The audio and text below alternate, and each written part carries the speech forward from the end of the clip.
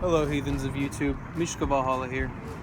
So today I wanted to talk about the Alfar, which are the Light Elves and the Dark Elves. The Dark Elves being the Svartalfar.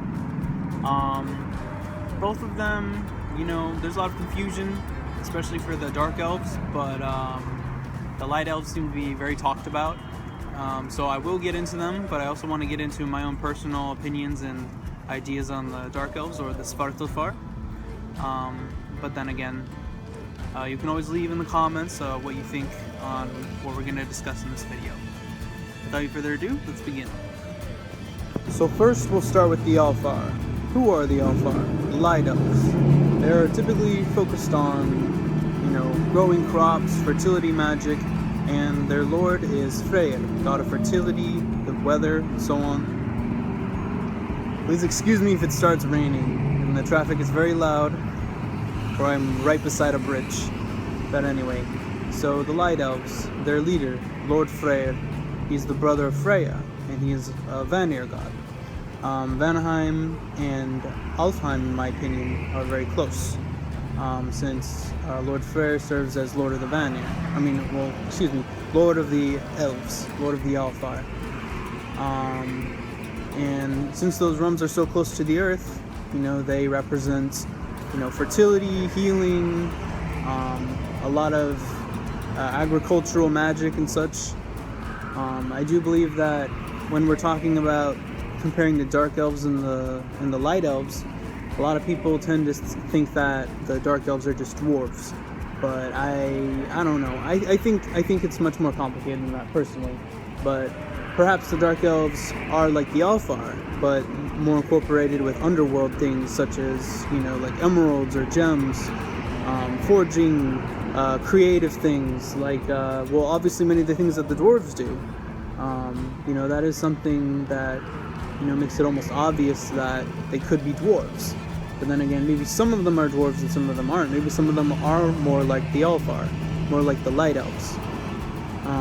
The Light Elves could have to do more with, growing, grain, crops that grow, upward, reaching the heavens, reaching the sun.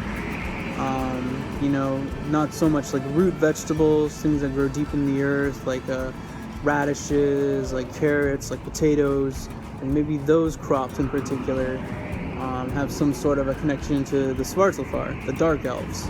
And black in ancient cultures, even Norse culture, could very well also be a symbol of fertility, because black, is darkness, it's fertile, and remember, since this is such an agricultural and world-accepting religion, we look at things that are natural and we associate them with the divine. So black, is not the color of evil, it's the color of fertility, it's the color of the deep earth. When you reach into the grounds, once you tear the grass out and get under the earth, it's black, it's dark, it's brown, it's svart, it's perhaps down there is where the Svartalfar work their magic. I'm not sure how the Dark Elves, would be summoned, to aid people, like in battle, but maybe they did. I was thinking personally that maybe when going into battle, during the day, one could invoke the Light Elves, to have them at their side, so that Lord Freyr, who was also a war god in ancient times, could lead himself, I'm not sure what that was, lead himself and the elves into battle, to aid the mortals in their endeavors. But perhaps the Svartalfar could have been called upon for night attacks, things that happen in the dark, sneaky things. Oh, it's a bird. Not sure what bird that is. Excuse me, the bird flew away. I wanted to show you, but it looked like some sort of pelican or crane or something. I'm not sure really. Tropical wildlife kind of baffles me, confuses me all the time, so I'm not really sure. But anyway, so the Light Elves, the Dark Elves,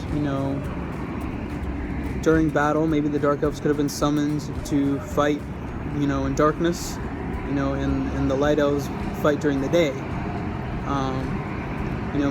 Maybe to have darkness surrounding you as like an idea of the Dark Elves supporting you in battle, praying to them and making sure that your men are covered by shadow at night, while, sieging a settlement or attacking a village. But, who knows, really. But at the same time, the Alfar, the Light Elves, are typically referred to as similar to ancestors, if not ancestors themselves, ancient ancestors. The Alfar, some people, would die and then they'd be buried in burial mounds, and then they were said to operate like the Alfar. They would, help the family grow their crops, they would hang around, they would watch over the lands, they would take care of it, and they wouldn't go to the underworld. Well, maybe they would, but then they would come back to watch over their family, but they wouldn't go to like Asgard or leave, I'm not sure how much freedom the spirit has in death, but, in theory, I think that in a way there's just a general balance to it all. Remember, it's a world-accepting religion, so being close to the earth is something both the living and the dead do, including the spirits, obviously, because the spirits themselves are the ones that keep the land green, such as the Alfar. Perhaps when you are mining, that is something that the Svartalfar are good for, as well as the dwarves. I would make a separate video about the dwarves, but I guess you could still easily compile them together with the Dark Elves. But I could make a future video about the dwarves, since this one is just more focused on the Dark Elves and the Light Elves. But yeah, I think that it's definitely a thing for sure that happens when people would die and then they would be buried in the mound, so that they could behave as an elf would, or become an elf over time. Maybe in ancient times, the people who are now known as the Alfar could very well be just our ancient ancestors, but who ascended, and have some sort of divine right of their own, within the tribe. But obviously, that depends on what actually did happen. But at the same time, all we can do now is, follow the tradition as it is left for us, and do our best to, find the missing pieces and put it together in the best way we can, keep it consistent, consider archaeology, and be ready to change our beliefs based on what facts show up. You can't just stay ignorant, because that's not the way of the heathen. And it shouldn't be the way for anyone. Nobody should be closed-minded and not willing to learn.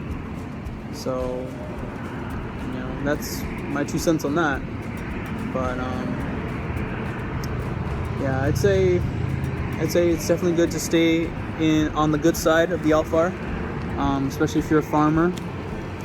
If you own any land at all, if you own a house in general, if you own something, that's in nature or near nature, you should take good care of it, and you should take good care of the Alfar. You should leave offerings for them. You should, ask them for their blessings and their magic, and obviously give things in return, like offerings of mead, maybe food. There's a number of things that you could give to the Alfar, or Lord Freyr, to help you grow your crops. But, in general, the Alfar, the Svartalfar, there seems to be a link between them. I refuse to believe that the Dark Elves are evil elves. I'm sure you would ask anybody who, doesn't open a book on Norse mythology or read any of the Eddas. You'll meet people like that who will assume that just because they're the Dark Elves, they're the evil elves. Again, if the Jotuns themselves aren't technically, many of them in nature are evil in a chaotic sense, yes, but not all of them. Maybe, yes, the Dark Elves could have a more mischievous side, but it doesn't make them all evil as a whole. It's this black and white thinking needs to stop, to be honest. It really does. There are bad on both sides, and it's just all about, choosing where you feel most at home and what you trust the most. So, yeah, I think that's pretty much all I have to say on the Alfar for now, but definitely comment in the, comment on what you think about the Alfar, the Svartalfar, any personal experiences you've had, excuse me. Requests for future videos, please hit that bell so you're notified for future videos. Please subscribe and like. Without any further ado, please stay safe, hail the gods and the spirits, and till next time.